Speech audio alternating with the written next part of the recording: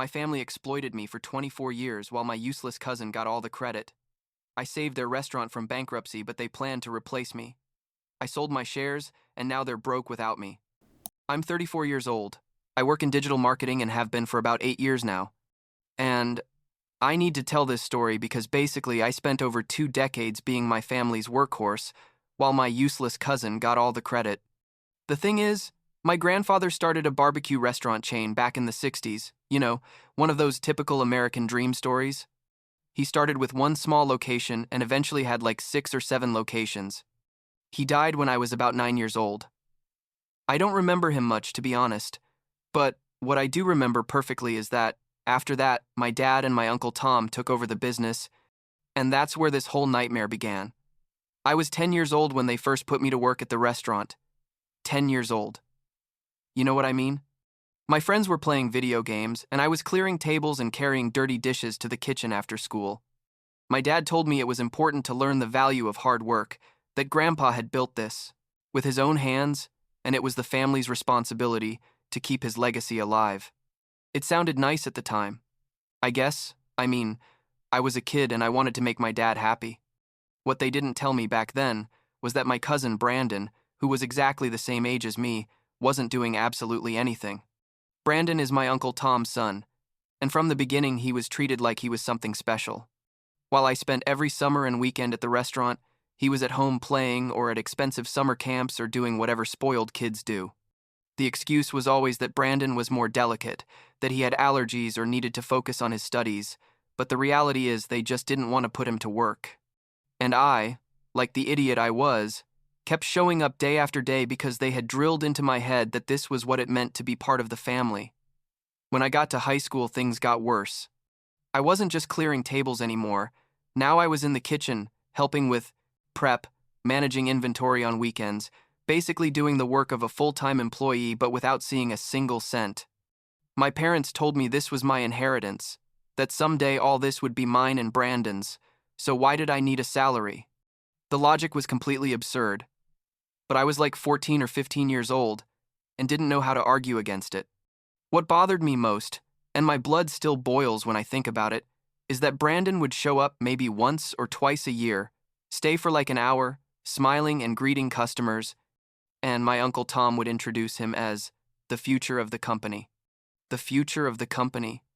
Can you imagine? A kid who didn't even know how a deep fryer worked but somehow was treated like he was Steve Jobs or something? Meanwhile, I was in the back, sweating like crazy in the summer because the kitchen air conditioners never worked, right? But nobody introduced me to anyone or gave me any kind of recognition. When I was 18, I made the decision to go to college. I wanted to study marketing because, I don't know, I was always good with computers and I liked the idea of working on something more creative than standing in a kitchen all day. My dad got furious, told me I was betraying the family, that Grandpa would be disappointed, all the emotional manipulation you can imagine. My mom got involved too, with her favorite tactic of making me feel guilty, saying things like, after everything they had done for me, I was turning my back on them when they needed me most. I told them that if they wanted someone to work at the restaurant so badly, they should put Brandon to do it, and that's when the whole truth came out. My Uncle Tom basically admitted that Brandon wasn't made for physical work, that his future was in management and leadership, not in daily operations. They told me this, without any shame, that I was good for the dirty work, but Brandon was the one who had the vision to take the business to the next level. Something broke inside me at that moment. I think, because I realized they had never seen me as a future leader or partner, just as free labor. So I went to college anyway. My parents refused to pay me a single penny. Sorry, dollar, well, whatever. So I worked 3 different jobs while studying to be able to pay for tuition and books and everything. I worked at Starbucks in the mornings, tutored math in the afternoons, and on weekends I did shifts at a supermarket. It was exhausting. I'm not gonna lie, there were moments when I thought I wasn't going to make it, but I graduated at 23 with a marketing degree and a pretty decent GPA, considering the circumstances. I got my first real job at a digital marketing agency about 3 months after graduating. It didn't pay a fortune, but it was enough to live on. I had my own small apartment, and for the first time in my life, I felt free. I no longer had to listen to my dad complaining that they needed help at the restaurant. I I didn't have to see Brandon strutting around doing nothing. I could just be me and build my own life. It was incredible. Honestly, those years between 23 and 26 were probably the happiest of my life up to that point. But my family never stopped bothering me. Every family gathering, every phone call, every text message was the same thing. When was I going to come back and help with the business? That they needed me. That this was bigger than me. That Grandpa had worked so hard to give us this opportunity. My mom was the worst. She used all kinds of emotional manipulation. One time, she even pretended to be sick, so I would come visit her, and when I arrived, my dad and Uncle Tom ambushed me with a PowerPoint presentation. Yes, literally a PowerPoint presentation about why I should return to the family business, and I, like the idiot I apparently still am, gave in. At 26, I left my job at the agency and went back to the restaurant. They promised me it would be different this time, that I would have a voice in important decisions, that my marketing experience would be valued to modernize the business. All those nice things you want to hear? The reality was completely different. From day one, it was obvious that nothing had changed. Every idea I proposed was rejected. Every suggestion was ignored. And Brandon was still being treated like the crown prince, even though the guy was like 28 years old and still hadn't worked a full day in his life. They put him in important meetings, asked his opinion on things he clearly didn't understand. And I, meanwhile, was basically doing the same work I did when I was 15, but now with a college degree that wasn't doing me any good. The breaking point was when I suggested we implement an online ordering system. This was in 2018. You know, when literally every restaurant had delivery options and online ordering, but my dad and Uncle Tom said that went against Grandpa's tradition, that the restaurant experience was important. All that outdated nonsense. Brandon, who probably didn't even know what an app was, agreed with them, obviously, and my idea was dismissed.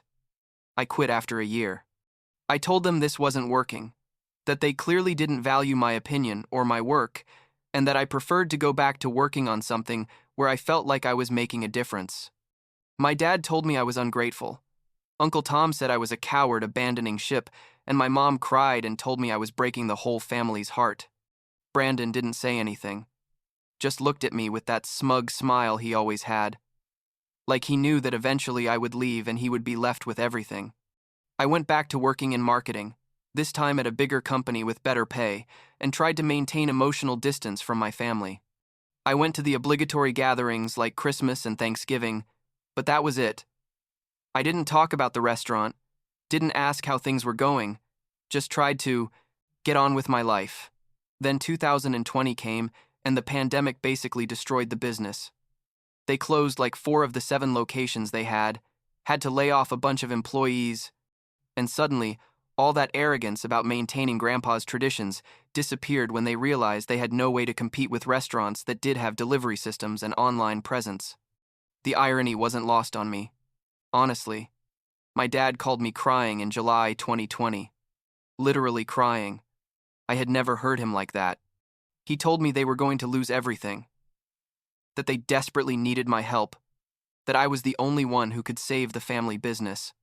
Part of me wanted to hang up and let him drown in his own stubbornness, but another part, that stupid part that still wanted my father's approval, couldn't leave him like that.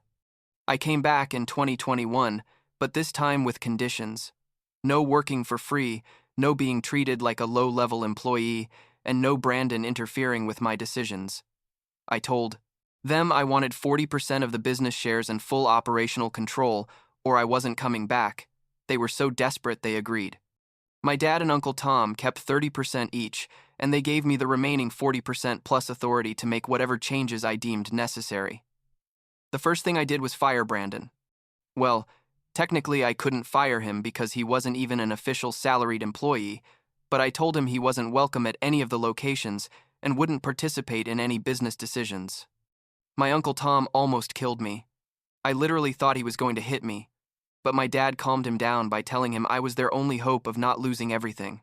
The next 2 years were the most intense of my life.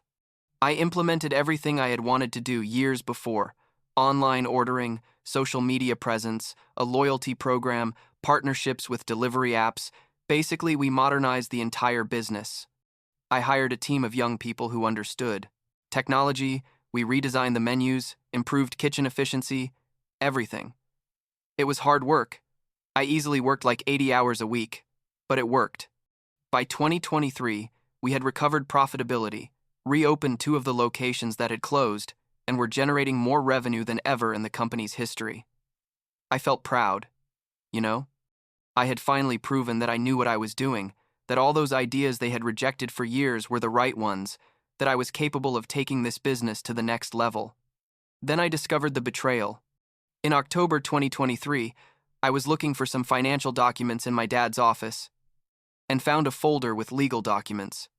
It was basically a succession plan they had been preparing with a lawyer where, and I'm not exaggerating, they planned to push me aside and name Brandon as CEO once the business was completely stabilized.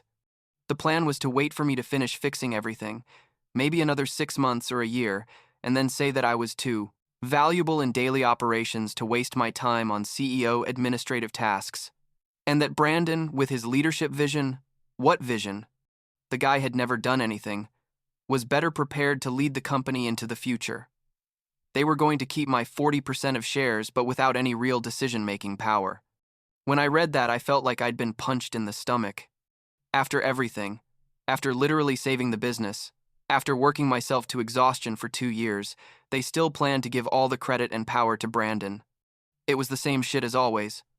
I did the dirty work, and he got the glory. Except this time the stakes were much higher. I didn't say anything for a week. I just kept working like nothing happened while I decided what to do.